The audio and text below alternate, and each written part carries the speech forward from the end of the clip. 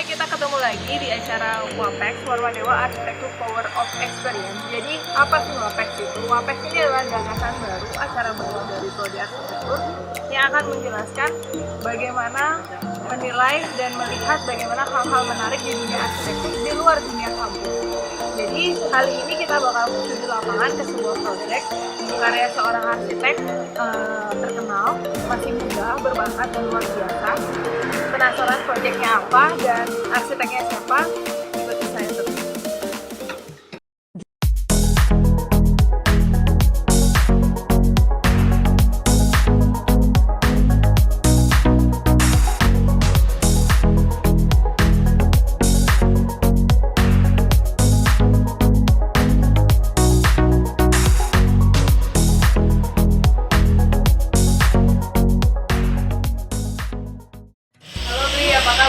Baik.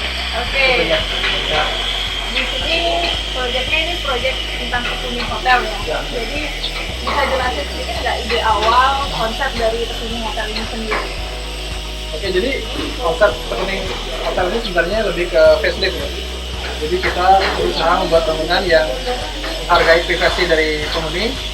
Maka dari itu lantai 1 kita bukanya menghadap ke utara, lantai 2 dan 3 bukanya ada selatan. Kalau dilihat di market, mungkin di sini terlihat di sectionnya di bagian lantai 2 yang menghadap ke jalan, tapi lantai 1 kita hadap ke belakang. Itu fungsinya memang pure sebagai privacy.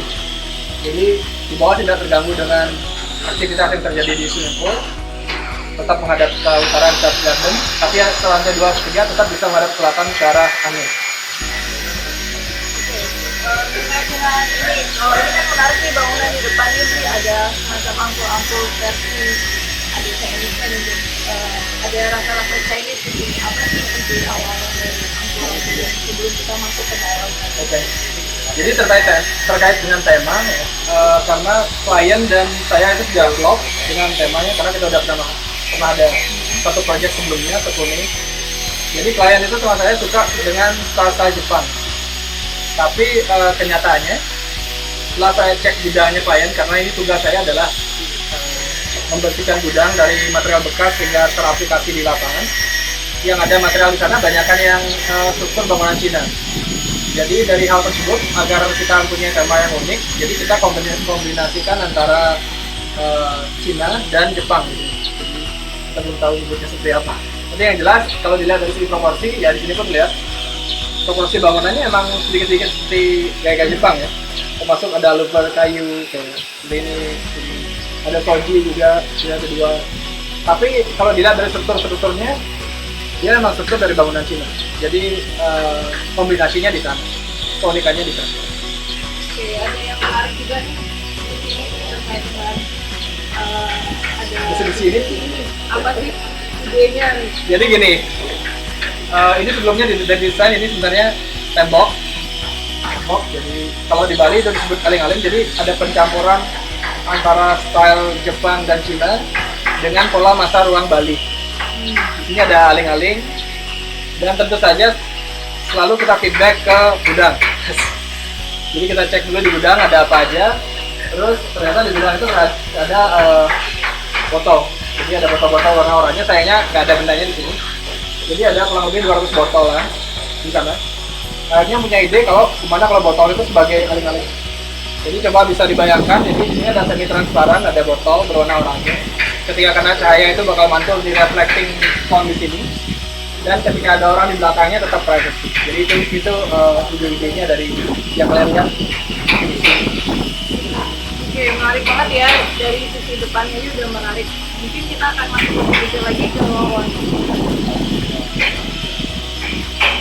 Oke, kita udah masuk nih ke dalam ruangan Hotel Kesuni ini sendiri. Kita dari ruangan public areanya ini bisa dijelaskan sedikit tentang public areanya fungsinya untuk apa dan materialnya kayak menarik banget. Oke, jadi dari area ini sebenarnya area kalau di bangunan Bali itu Bali tahu ya, buat menyambut tamu. Kebetulan posisinya juga di jauh atau di arah barat. Jadi setelah masuk aling-aling, kita ke ruang ini sebagai multipurpose. Jadi dan sebagai resepsionis front area. Di mana di balik ini ada back office, sebelah kanan ini ada kitchen, sharing kitchen, jadi kalau yang tinggal di sini mau sharing pakai kitchen bisa dipakai. Khusus buat ruangan ini sebenarnya ini multi-purpose. Kenapa? Karena klien dari penghuni ini juga punya keramik, galeri keramik. Jadi kalau mau di display bisa di sini. Kalau misalnya ada event acara talk show tentang keramik bisa dipakai di sini juga. Sekaligus ini sebagai tempat breakfast di pagi hari. Jadi itu tempat ini seperti itu. Dan sengaja dari segi sirkulasi, jadi dari aling-aling itu sama dengan bangunan Bali. Dari aling-aling itu bisa ke kanan dan ke kiri.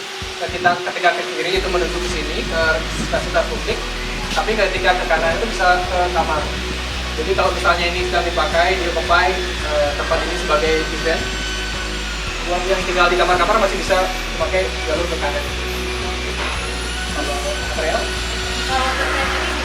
Oh ya, ini area ini sebenarnya ini ada reflecting pond.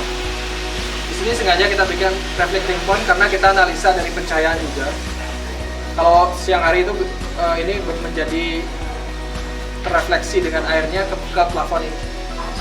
Jadi kalau misalnya kita ini udah lewat ya sekitar jam, dan ini juga nggak ada airnya kebetulan. Jadi kalau misalnya ada airnya itu bakal kelihatan bayangan permainan cahaya di sini. Kalau siang hari, pagi hari kalau masih bisa nembus ke sini itu bisa refleksi di dinding bagian. Jadi backdropnya di dinding. Oke, kalau terkait material sendiri di area ini, materialnya kalau saya baca di ruang kesini yang proyek pertama kan menggunakan material bekas atau recycle. Kalau di sini bagaimana?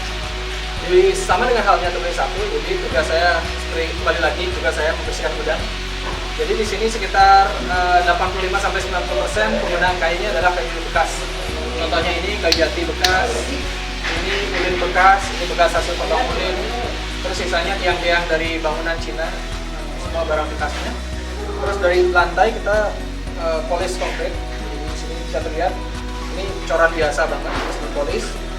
Kalau dari plafon, finishing MU, dan itu ada berupa granit bekas. Selain dengan dari kayu bekas, kita juga memakai material bekas berupa tiles dan batu alam.